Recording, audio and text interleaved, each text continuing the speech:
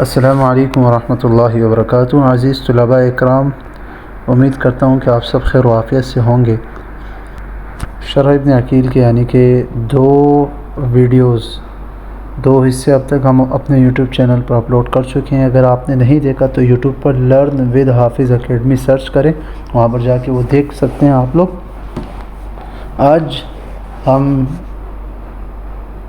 تقرب الاقصی یہاں سے آغاز کریں گے انشاءاللہ۔ یہ شعر یہاں سے اس کا ترجمہ کریں گے۔ تقرب الاقصی بلفظ موجزی وتبسط البطل بوعد منجزی۔ تقرب قریب کرتی ہے، الاقصی دور، بلفظ لفظ کے ساتھ، موجزی مختصر۔ یہ اس کا ترجمہ تھا لفظی۔ کیا مطلب؟ یعنی تقرب الاقصی بلفظ موجزی، یہ کتاب یعنی یہ الفیہ قریب کرتی ہے دور کے معانی کو مختصر لفظ کے ساتھ۔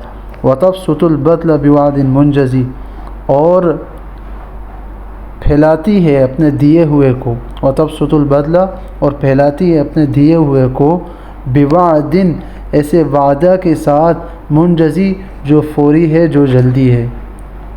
وتقتضی اور طلب کرتی ہے، رضامندی کو، بغیر سخط نہ کہ ناراضگی کو۔ فائقۃً فائق ہے، بلند ہے، الفیۃ ابن معطی، الفیہ ابن معطی پر۔ کیا فائق ہے؟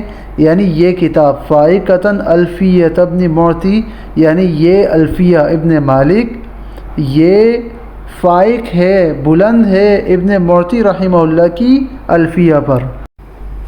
وَهُوَ بِسَبْقٍ حَائِزٌ تَفْضِيلًا مُسْتَوْجِبٌ ثَنَائِيَ الْجَمِيلَ، اور وہ پہلے ہونے کی وجہ سے، حائز جمع کرنے والے، تفضیلا فضیلت کو۔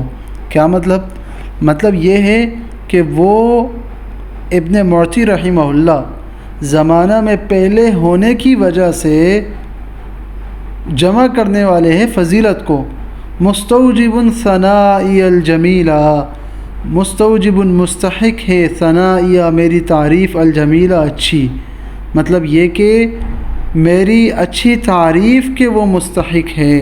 واللہ یقضی بہبات وافرہ لی ولہ فی درجات الآخرہ، اور اللہ فیصلہ کرے بہبات وافرہ مکمل عطیوں کے ساتھ، لی میرے لیے، ولہ اور ان کے لیے، فی درجات الآخرہ آخرت کی درجات میں۔